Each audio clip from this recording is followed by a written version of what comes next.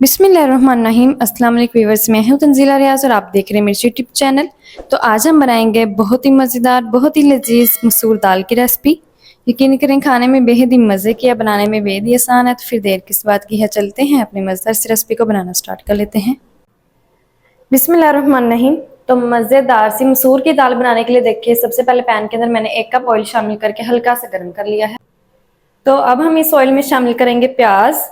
प्याज देखिए यहाँ पर मैंने एक बड़े साइज की ली है, जिसको मैंने रफी सा जो है वो चॉप कर लिया है। चलें जी, प्याज को हमने फ्राई कर लेना है। अच्छा, आप चाहो तो प्याज को ना स्लाइसेस में कट करके भी ले सकते हो, या जिस तरीके से भी आपको इजी लगे। मीडियम फ्लेम पर हम प्याज को फ्राई करेंगे, ताकि जो प्याज है ना हमारी अच्छी तरीके से फ्राई भी हो जाए, प्याज का कलर भी हल्का सा लाइट गोल्डन सा हो जाए, साथ ही साथ प्याज हमारी हल्की सी नरम भी हो जाए। तो 4 से 5 मिनट तक मैं प्याज को फ्राई कर लूंगी मीडियम फ्लेम पर। प्याज को देखिए अल्हम्दुलिल्लाह से 4 से 5 मिनट तक मैंने फ्राई कर लिया है। प्याज का जो कलर है ना वो भी हल्का सा लाइट गोल्डन सा हो चुका है। अल्हम्दुलिल्लाह से देखिए प्याज हमारी अच्छी तरीके से फ्राई हो चुकी है, नरम हो चुकी है। अब शामिल करेंगे इसमें टमाटर। अच्छा, टमाटरों के साथ ही देखिए यहाँ पर मैंने 3 अदद हरी वाली मिर्ची ली है। टमाटर यहाँ पर मैंने 2 अदद मीडियम साइज के लिए हैं, जिनको मैंने रफी सा कट कर लिया है। टमाटरों के साथ ही शामिल करेंगे इसमें 1 टीस्पून नमक। अच्छा, नमक की वजह से जो कुकिंग प्रोसेस है ना वो टमाटरों का फास्ट हो जाएगा, इसलिए टमाटर ना हमारे जल्दी नरम हो जाएंगे। जितना आपको नमकीन पसंद है उस हिसाब से आपने नमक शामिल करना है। पहले हम मिक्सिंग कर लेते हैं और हल्की आंच पर हमने टमाटरों को पकाना है तकरीबन 3 से 4 मिनट तक, ताकि जो टमाटर है हमारे हल्के से नरम हो जाए। फिर हम इसके अंदर पाउडर मसाले शामिल करेंगे। तो टमाटरों को मैं नरम कर लूंगी हल्की आंच पर।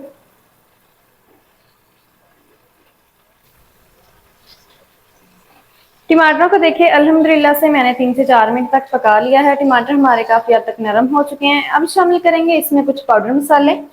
तो सबसे पहले शामिल करेंगे इसमें 1 टीस्पून भर के शामिल करेंगे खुश्क धनिया का पाउडर। साथ ही शामिल करेंगे 1/4 टीस्पून हल्दी का पाउडर। साथ ही शामिल करेंगे लाल मिर्च का पाउडर 1 टीस्पून भर के। अच्छा, नमक और मिर्च आप अपने टेस्ट के मुताबिक एडजस्ट कर लीजिएगा, जितना भी आपको तीखा और नमकीन पसंद हो। थोड़ा सा पानी लगाएंगे मसालों को। चलें जी, थोड़ा थोड़ा करके हमने पानी लगाते जाना है और मसालों की 6 से 7 मिनट तक अच्छी तरीके से बुनाई कर लेनी है।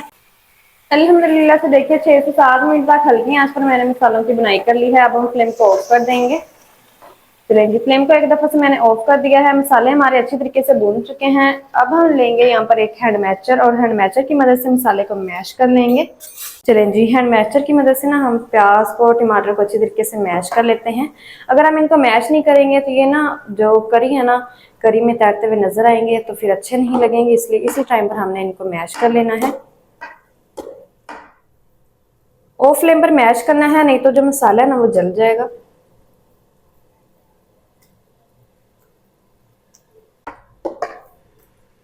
अल्हम्दुलिल्लाह से देखिए अच्छी तरीके से मैंने मसाले को मैश कर लिया है। तो फ्लेम को फिर से ऑन कर देते हैं और फ्लेम को हम मीडियम रखेंगे। तो अब शामिल करेंगे इसमें दाल। दाल देखिए यहाँ पर मैंने 1 कप ली है, मसूर की दाल ली है, और इसको ना मैंने 1 घंटा पहले भिगो के रख दिया था। अब ये अच्छी तरीके से सूप हो चुकी है। चलें जी, दाल की हमने बुनाई कर लेनी है तकरीबन 5 मिनट तक मसाले के साथ, ताकि जो मसाले का सारा फ्लेवर है ना वो दाल के साथ भी मिक्स हो जाए। तो मीडियम फ्लेम पर बुनाई कर लेंगे।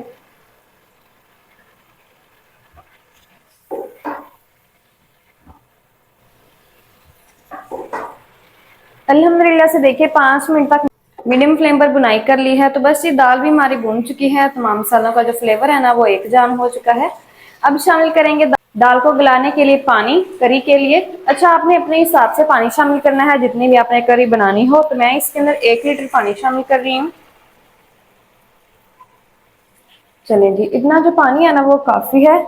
हल्का सा मिक्स कर लेते हैं और कवर करके दाल को अब हम पकाएंगे हल्की आंच पर। तो देखिए दाल को मैंने अच्छी तरीके से मिक्स कर लिया है। फ्लेम को एक दफा से हाई कर देते हैं, ताकि जल्दी से ना पानी में एक बॉईल आ जाए। फिर हम इसके ऊपर कवर लगाएंगे। तो देखिए अच्छा खासा जो है वो एक बॉईल आ चुका है करी में। तो अब ना हमने फ्लेम को एक दफा से लो कर देना है। चलें जी, फ्लेम को बिल्कुल लो कर देंगे और लो फ्लेम पर अब हम कवर लगा देंगे और कवर लगाकर दाल को पकाएंगे करी के साथ।